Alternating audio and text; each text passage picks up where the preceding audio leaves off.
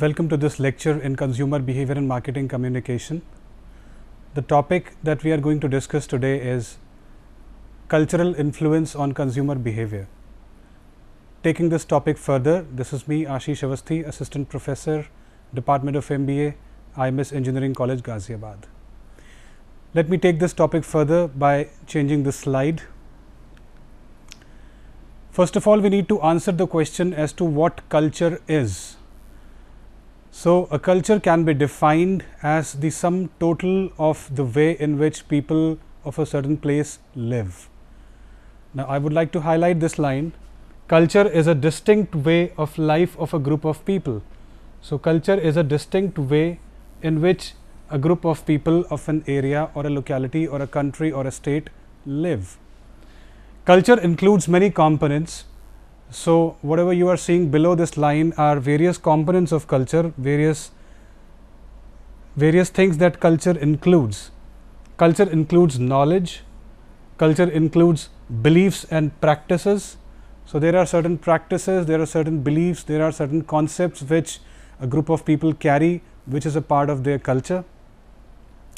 Culture includes the arts, literature, culture includes the laws, culture includes morals and customs of a population.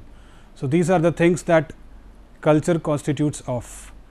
So, in a nutshell, we can say that the culture of a population of a certain place is actually the way of their living, which includes food, which includes arts, which includes their practices, which includes their beliefs, which includes their concepts, and which includes other many things. Moving ahead, there are certain characteristics of culture. Now, before studying the characteristics of culture, let us talk about what the culture is made of. Now, a culture is made of three interdependent systems: the ideological system, then there is a technological system, and finally, there is an organizational system. We will talk about the ideological system first. The ideological system that we are talking about is actually the system of beliefs, concepts and ideas which are there in the minds of the people belonging to a particular population. After this ideological, there is a technological system. The technological system consists of the industry and production. So, this technological system basically consists of the production, the things which are being manufactured, the state of technology at any given point of time, the state of communication prevailing at any given point of time, and so on. So, this is the technological system.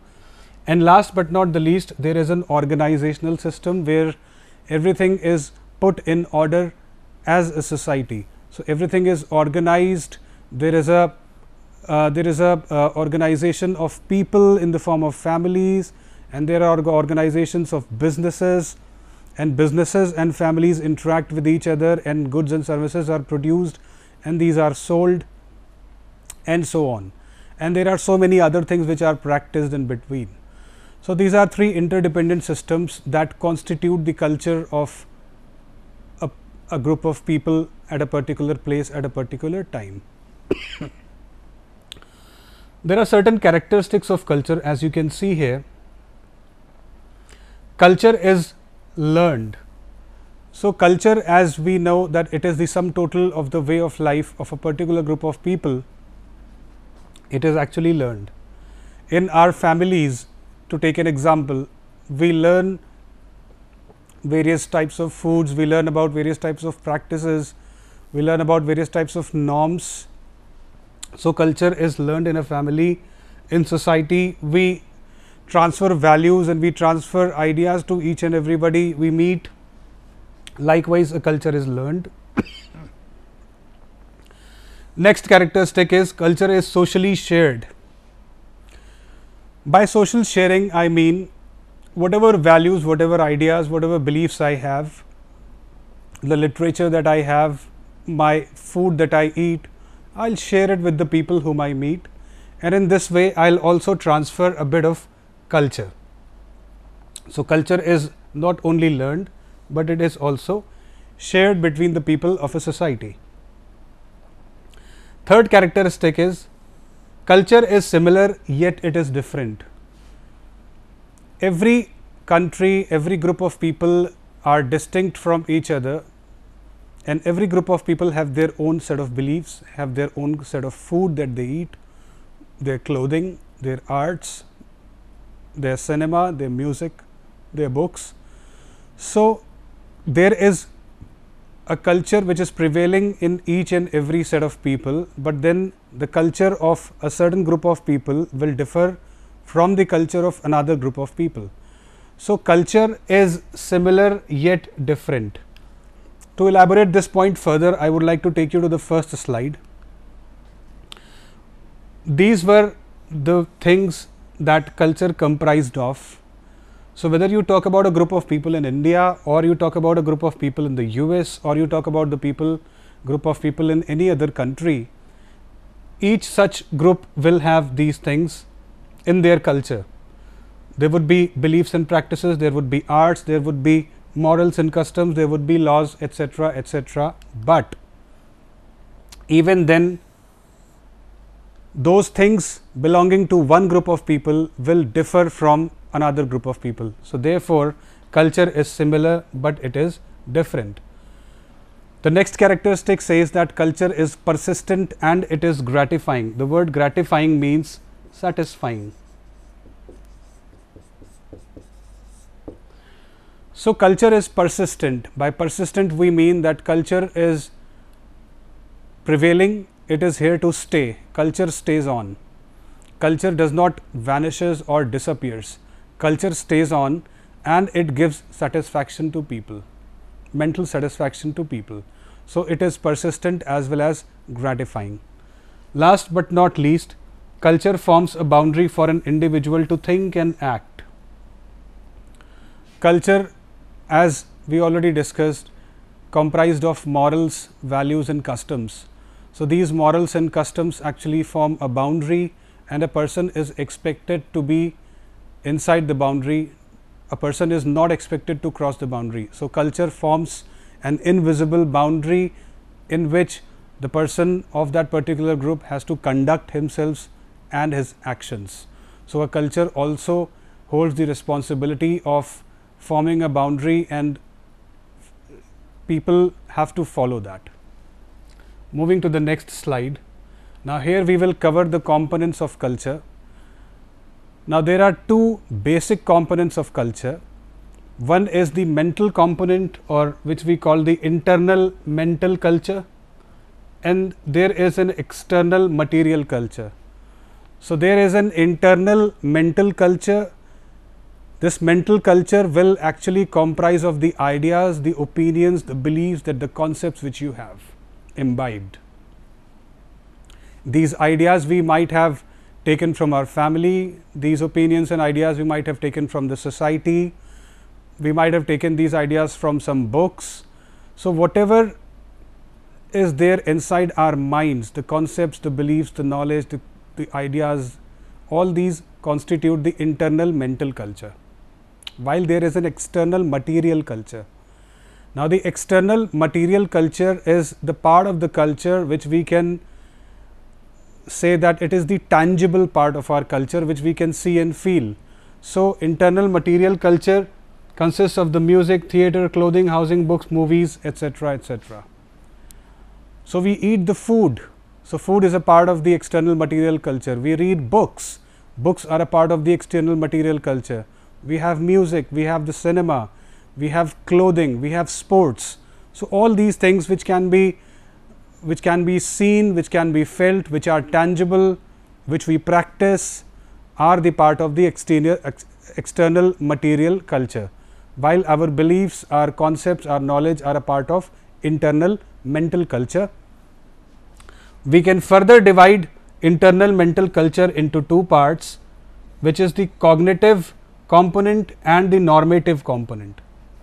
Now, the cognitive component is more concerned with perception, or we can say that we perceive these components. The cognitive components consists of the ideas, knowledge. We have opinions on God, we have opinions on supernatural power, etc., etc. So, these are the perceptions that we have in our mind, about God, about power, about anything like that. While there are normative components, the word normative comes from norms. Norms are standards. So the normative components comprise of standards in relation to values, conduct that regulate the behavior of the people.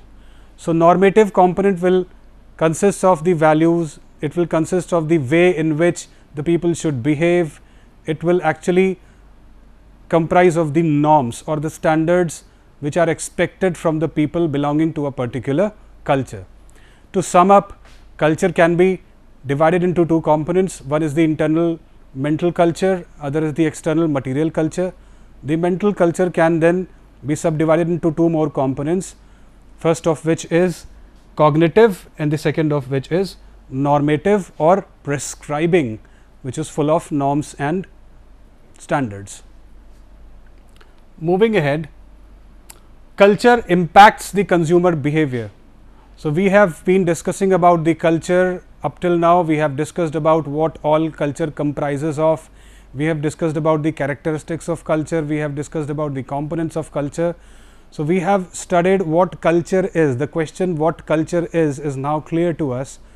Now we will see in the slides to come, and this slide also we will see that how the culture will influence consumer behavior. So we can say that culture is not static, it is dynamic, it is changing, but the pace of the change is very slow. So we can say that culture keeps on changing slowly, and there are so many factors which are responsible for this change in culture, which keeps on changing slowly. Among the so many factors which are responsible for cultural changes, one of the most profound factors is technology. So cultural changes happen due to change in technology. I'll give you a very small example here. In our culture, we follow a certain norm when we greet people. We greet people with folded hands like this. But then because of the change in technology, we came in touch with the people from the Western culture, and because we came in touch with the people from the Western culture, we adopted certain practices, we adopted certain ways, certain habits of theirs, and today when we meet people, we say hello, good morning, hi. So in this way our culture has taken a gradual shift, and that gradual shift has come because we have come in contact with people from other cultures, and we have come in contact with the people of other cultures because the technology has advanced, because today we can connect with people from different cultures using internet and web technologies. So therefore I can say and I can conclude that one of the profound factors which are responsible for cultural shifts, all cultural change, is the change in technology. Now marketers have to take this into account, and they must understand the culture of a particular place where products and services are to be sold. Now as we know that marketers have to anyhow offer their products and services, and they have to sell their products or services for profitable existence. But at the same time, when they are offering their products and services to a particular group of people, they cannot ignore their culture. So they have to keep in mind the culture of the people to whom they are offering their products and services. This we are going to observe closely in the slides to come. Major companies have adopted themselves to the international culture and are accepted globally. We can take the example of Apple. There is an example here. Coca-Cola had to withdraw its 2 liters bottle from Spain as it did not fit into the refrigerator. Now this is something which is worth taking note of. People in Spain were using smaller refrigerators. Those refrigerators were not having enough space to keep a 2-liter Coca-Cola bottle. Coca-Cola ignored this, and they made a bottle which was 2 liter in size, and then they have to withdraw this bottle from Spain. Why? Because the bottle did not fit into the refrigerator. So that is why, and refrigerators, as I can say that this is a part of external material culture, a machine, a design of a machine. So a design of a machine will suit the requirements of the people, but Coca-Cola ignored this, and the result was that they had to withdraw their 2 liter bottles. So that is why, to sum up, we can say that marketers while they offer their products and services to a particular group of people, they must study that culture thoroughly, and only after studying the culture thoroughly must they offer their products to the group of people following that particular culture. Moving ahead, now this is a very important concept here we are going to discuss, which is the concept of subculture. Now, like we have a culture is extremely wide. We have an Indian culture, we have a Hindu culture, and we have other such cultures. So, culture in itself is extremely broad, it is extremely wide, its dimensions are extremely broad. Subculture is the concept of culture within culture, and this concept of subculture is actually very helpful for the marketers, because it helps them to promote and position their products and services easily. Going further into this concept of subculture, I will read out the definition. Within a culture, there exist more homogeneous groups called subcultures. So, a culture can consist of various groups which might be distinct from each other with respect to the beliefs and practices, with respect to the arts, with respect to their literature, with respect to their customs. But then what we can do is we can pick up groups within the culture, and these groups will comprise of people who will show a lot of uniformity in terms of culture. So, there can be homogeneous groups within a particular culture. These homogeneous groups will be called the subculture of that culture. For example, if we talk about Hindus in India, the Hindus in India can be further classified into the Hindus of South and the Hindus of North. So, Hindus of South as well as the Hindus of North, they belong to the Hindu culture, but the Hindus of South are distinct from the Hindus of North in terms of the beliefs, in terms of practices, in terms of food, in terms of clothing, in terms of literature, in terms of language, in terms of music, in terms of so many things. While the Hindus of South show some kind of a uniformity in terms of culture, the Hindus of North are different from Hindus of South, but Hindus of North also show a lot of similarity in terms of culture in their own categorization. So, subculture necessarily comes out of culture, and subculture is a part of the culture, and there can be various subcultures in a particular culture, and these subcultures comprise of more or less homogeneous groups. We will take more examples for subcultures. There can be a subculture, the Sikh, there can be a subculture such as Parsis. These are also different subcultures in India, and as a whole we can say that they belong to the Indian culture. So, these subdivisions within a culture are called subcultures, and these subcultures make the work of the marketers extremely easy, because now they identify these subcultures as the group of people to whom they have to position there and promote their products and services too. And because there is a uniformity within a subculture, it becomes easy for a marketer to position his product or service to a particular subculture. From here we move to a very important slide which covers various non-verbal communications in a culture.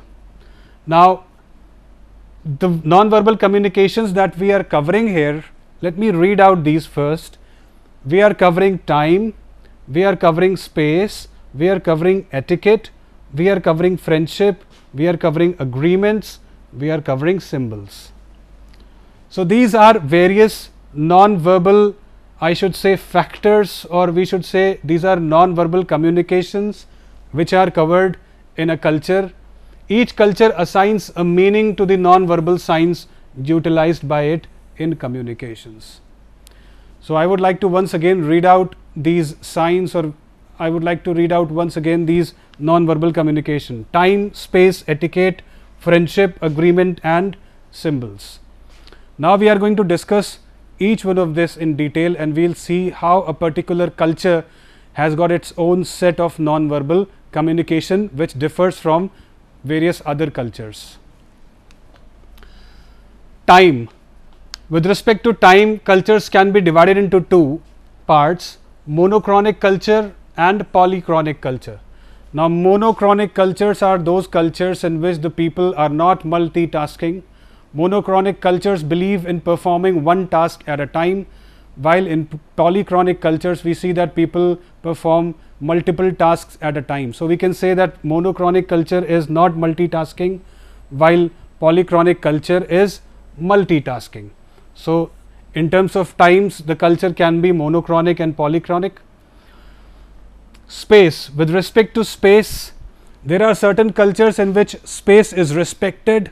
People stand far apart, people respect space, and people like giving physical space to each other while talking, while there are certain cultures like the Arabic culture in which people stands close by. So, there are certain cultures which give importance to space, while there are certain other cultures that do not give so much importance to space, and there the people stands close by and foster friendship. Coming to the next, that is friendship. In American culture as well as in Indian culture, lasting relationships are given very much importance, while there are certain cultures in which lasting relationships are not given so much of importance. Likewise, materialistic things. Now, if we talk about gifts or various objects, different objects have different meanings. In certain cultures, for example, gifts are considered very important, while in certain other cultures, gifts or giving presents to each other is not considered as important. With respect to colors and numbers, cultures are very particular. With respect to colors, I can take the example of India. In India, especially in the Hinduism or Hindu culture, red color is considered very auspicious, and in marriages etc., people wear dresses of red color which are considered very auspicious and which are considered very good. In Hindu marriages, people do not wear white color dress because it is the color of mourning, it is the color of sadness. So, therefore, colors are given different meanings in different cultures. For example, white is the symbol of mourning or death in Far East like in India, but it is the color of happiness, purity and peace in United States.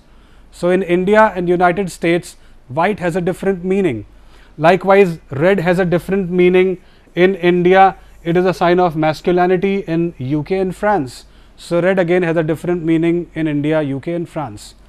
With respect to numbers, now this is something very common. Number 13 is considered unlucky. In UK also, number 13 is considered very unlucky, and the hotels do not have a floor such as the 13th floor. Same is in India. In India also, we do not consider number 13 as lucky, while in India we consider number 7 as lucky, which is also considered lucky in US, Morocco and various other countries. So, we see that time, space, friendship, numbers, symbols, all these are given different meanings in different cultures. So, it is important for a marketer to understand the meaning of all these symbols in a particular culture before the marketer offers the products or services to the people of that culture. Marketing implications of the culture. So, this is like one of the conclusion of our lecture today. Like I said, the marketers have to be very careful about the cultures to which they are offering their products or services. Now, can you imagine a marketer supplying a white colored dress to an Indian wedding? I mean, people will get disappointed and people will straight away call the marketer and they will lodge their complaint that you have delivered a wrong dress. White is not the color which is used in Indian weddings. So, please take this color back and deliver us a red colored dress. Cultural values are not fixed, but they are dynamic and they keep changing slowly over time, and this has marketing implications. For example, we can say that as the economic prosperity in India is increasing, as people are earning more, people are spending more time at home. Now, we are taking an example of how the cultural shift has also led to a demand of new types of products and services, and marketers have to cater to the cultural shifts that occur in the society. Now, because of the increase in income, because of the overall economic well-being, people are spending more time at home with their children, with their spouses, with their elders. Now, because people are spending more time at home, they are demanding new things, and this has led to the purchase of exercising machines, construction of swimming pools, etc. So, because people are spending more time at home, they are demanding construction of swimming pools at home, they are demanding exercising machines. There are a lot of people in India who have set up gymnasiums in their homes. So, what I mean to say is that whenever a cultural shift occurs, with the occurrence of a cultural shift and with the occurrence of changes in the culture, people, the habit of the people and the practices of the people also change. With the change in technology, the habits and practices of the people also change. These changes have to be taken into account by the marketers and by the manufacturers of the products and services, and then they have to deliver their products and services according to the changes that have taken place in the society. We can take more examples. Consumers today want to live more natural and healthier lives. Now, consumers of today are extremely aware because of internet and because of technology. They have become very much aware about living a healthy life. They have come in touch with people from the West, they have come in touch with the internet, they have read articles, they have read books on healthier lifestyle, and the people of today want to pursue a healthier lifestyle, and because they want to pursue a healthier lifestyle, they are gradually adopting this healthier lifestyle as a culture. So, yoga, which has gained a lot of prominence in recent times, people are practicing yoga, and increasingly more and more people are practicing yoga. Even the children in the school are being taught yoga, and therefore, I can say that yoga is now becoming a part of the culture, although it was, but now it is gaining prominence among the urban youth also. So, because yoga is gaining prominence among urban youth, so urban youth is demanding yoga mats, they are demanding various equipments which are related to yoga. Since they are more aware of this lifestyle, the healthy lifestyle, they are demanding such products. For example, they are demanding a lot of organic foods. Now, as we know that organic foods are healthier in comparison to the various foods which are grown with the help of fertilizers. So, people are demanding organic foods, people are demanding equipments of gym, people are demanding yoga mats, because a shift is taking place, because people are adopting new lifestyle, because people are adopting newer habits, and these lifestyle and these habits are changing because of a shift in culture. Giving recognition to women in the society. Now, this is also a cultural shift which is taking place. With the passage of time, we are giving recognition to the women in the society. There are articles which are being written on the glass ceiling which is being broken by the women, and because the females are being given a lot of prominence in the society, this has led to a lot of shift in which the marketers are promoting their products and services today. So, today while promoting their products and services, and today while positioning their products and services, they keep in mind that women are being given prominence. So, they include women models, and they include female who can endorse their products. So, likewise things are happening. So, once again I would like to sum up what we have discussed so far. We started with what culture is, we started with the various components of culture, then we came to the various characteristics of culture, and then we started discussing about the components of culture as in the mental culture and the external material culture. After that, we shifted to how the culture can influence the behavior of the consumer and purchase decisions, how it can influence the purchase decisions. From there, we came to the various non-verbal communications which are included in a particular culture, and then we discussed a great deal of the non-verbal communication and how marketers should take note of it. Then we finally arrived at the conclusion that culture has a marketing implication, and when there is a shift in a culture, the marketers have to take note of the shift, and they have to plan their marketing strategies accordingly, because they cannot ignore the culture to which they are positioning and offering their products and services. So, with this I complete this lecture on the cultural influence on consumer behavior.